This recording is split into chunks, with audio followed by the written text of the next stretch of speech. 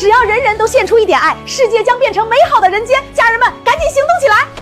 哎呀，大妈，你这情况不符合我们的救助条件，我们这是给更困难人准备的，你还是去别处看看吧。这些米面都是道具，下次拍视频还要用呢，可不能随便送人。针对韩红的各类谣言在网络流传，但依然有人看得清真相。接下来，请听听这位女士的观点。刚刚看韩红看哭了，我没有中韩红的毒，和她也不是一伙的，我就冲着韩红基金一次性捐款给香港大火灾民1000万，我觉得我应该挺身而出为她说话。做人啊，要懂得感恩，不应该忘本。我是普通人，我就用普通的角度来拆解一下那些黑韩红的那些点。第一个，关于那个走个面的是道德绑架了，在我看来，这就是老朋友之间的随口宣传，哎，捧个场嘛，蹭个场面嘛，没有强制消费啊。而且他现在公开道歉了，他也没有辩解，也没有甩锅，而且在风波发生的时候，他正在带队援盟4000万医疗物资，100名医生免费义诊，一边扎根基层救人，一边为一句无心的话要道歉。我不知道黑他的人怎么想的。第二，关于高管年薪60万，韩红基金会去年管理费的支出占总额度是2.86%，远低于法律规定的红线10%。而且他们这个管理层常年是奔赴西藏、内蒙、青海这些很偏远的地方去救灾义诊啊，常年出差熬夜，不像其他的基金拨款就好了呀。他们的工资啊、薪资啊都有公示的。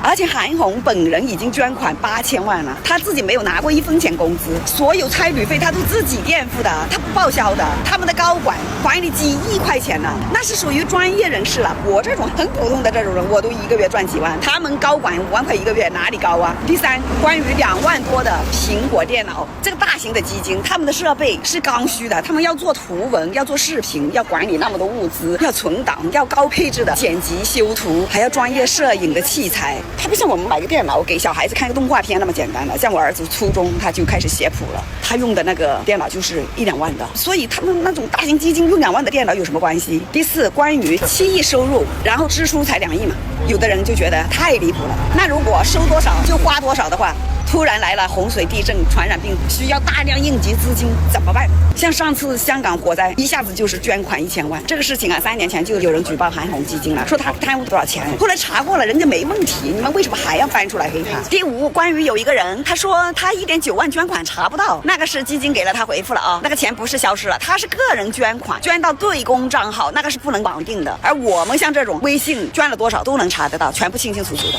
第六，就是关于韩红自己带名表、开豪车，有的人他大言不惭的说啊，原来我捐的款在养他，他本人是大明星，和他同级别的那些明星哪个不是亿万身家呀？他唱歌唱得那么好听，唱了那么多年，赚的那些钱都是自己赚的，靠你养啊，真的是不是我说，你这种认知怎么可能有钱捐呢？人家韩红捐款8000万呢，长期身体力行做公益了，你那几块钱能养他吗？难道他做公益他就必须要过苦行僧的日子吗？普通人都戴几十万的手表呢，啊，为什么偏偏他不行？第七，就是关于他到底是哪里人？哎，一会这里一会那里，有什么关系吗？影响到你什么利益了呢？他奶奶卖过冰棍，这到底有什么好攻击的呢？我们不是想和人套近乎的时候也会这样说吗？比如我在深圳工作，认识我老公，我就觉得我自己是半个深圳人。哎，我在珠海有房子，办了居住证，我就觉得我是半个珠海人，哎，不可以吗？你说你喜欢吃冰棍，我就说我真的卖过冰棍啊，我就想跟你拉近距离呀，这到底是犯了哪一条罪呀？要被人攻击。第八，就是关于不捐个人，有一个月捐者，她的丈夫得了重病，然后她自己打电话私信那个基金要帮助嘛，然后就说不捐个人，这是法律规定的好不好？这种基金他们有严格的要求，必须那个善款要用到登记的范围内。你如果私底下给一些人转一些医疗费，那属于挪用违规犯法，会受到处罚的。你私信单独申请，你去报销，那肯定不行啊。我也是，你去打开他的基金看看，他那种都是百人援藏、援疆、援盟的，下乡问诊的，免费手术的，免费发放医疗，成千上万重病贫困的个人得到帮助，怎么没有帮助个人呢？还有那种地震、洪水、火灾灾难，那些物资运过来，香港一次性1000万，都是普通家庭得到帮助啊。还有他自己韩红个人，他养了近300个孤儿耶，他长期承担他们的学费、医疗费开支，哎，这他私人收入不是基金拨款耶。这样的人你们黑的不心疼吗？我每个月捐款199块钱给韩红，然后我爸爸生病了，我个人捐了，我是月捐者，你就要帮助我爸爸，给我大把的医疗费，我可以这样吗？如果个人都这样月捐一下，然后就去申请他的帮助，那不全部乱套了吗？这样的事情还要黑多久？如果连韩红这样的公益都要遭到这样的打击，这样踩死，确实让人心寒。然后有人说，哎，他又哭啊，又说退出啊，这不是在要挟吗？是人都有情绪啊，他被冤枉那么多，难道他不能有感受吗？吗？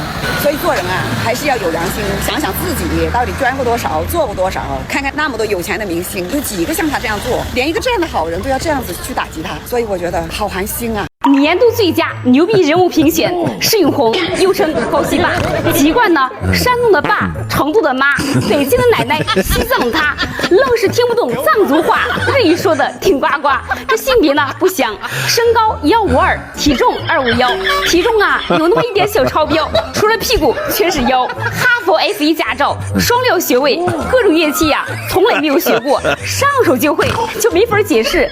初二那会儿呀，在操场唱歌，被同学嫌弃难听，他就把对方胳膊呀打骨折了。虽然呢被学校劝退了，但是有些霸气吧，那都是天生的。敢说难听，你说怎么可能呢？别人唱一个，我是拿下一个原唱；唱一个，我原唱拿下一个。这业余爱好啊也是非常之广泛，比如演戏，尤其是那苦情戏，非常到位。本人呢还非常有礼貌，鞠躬敬礼加拥抱，江湖人称喊大炮，心里有爱，眼里有光，嘴里有火车，卡里月捐。感谢各位爷们儿娘们儿做个面儿。就凭这张图，哪怕你把这个天给说破了，把这个天给捅破了，我都不会相信你在做实战。哪怕任何机构站出来给你站台，说你的物资落实到哪个地方哪些地方，我都不会相信。完全因为你在意的点跟我们在意的点是不一样的。我们要求的是账务公开，账务明细公开，对吧？你现在还在那洗白，还在找话题，然后让那些人来夸你，然后让别人赚钱。那请问你这个做网络营销这个钱是哪里来的？又是从这个善款里面拿出来的吗？如果我拿我的钱给你去做慈善，然后你拿着我的慈善去给你自己打名声，去跟你的机构洗白，你不去做更多的善事，还在把你的心思放在怎么给自己洗白上面，你已经完了。咱们今天聊聊捐救护车这件事儿。相信很多捐款的老百姓心里都有一样的疑惑，很多偏远乡镇卫生院就算不额外赠送救护车，人家照样开门接诊，日常看病、基础转运全都能正常运转，根本不会倒闭。一台救护车几十万，全是全国普通人的爱心捐款买来，无偿送给医院，医院1分钱不花，凭空多一台急救车，等同于多了一台长期创收的工具。可咱们普通老百姓，山里的底层群众真得到实惠了吗？完全没有。只要坐上这台捐赠的救护车出诊，收费标准和医院自己花钱买的车分毫不差，没有降价，没有补贴，不分贫困家庭，不分急诊重症，所有人全额掏钱。这笔爱心资金到头来只帮医院省下巨额设备采购费，医院资产变多，多一条收费渠道，急需救命的老百姓却半点福利捞不着。要说做慈善，钱完全有更好的去处，以前的赤脚医生模式就特别实在，把善款直接补贴乡村医护人员，常态化下乡免费义诊，免费发放基础药品，钱直接花在老百姓身上，村民看病不花钱，帮扶落到实处，这才是公益该有的样子。反观只捐赠救护车却不附加任何惠民政策，没有车费减免，没有患者补贴，说白了就是拿大家的善心给医院添置赚钱工具。慈善的初心是帮扶底层困难群众，不是补贴医疗机构的运营成本。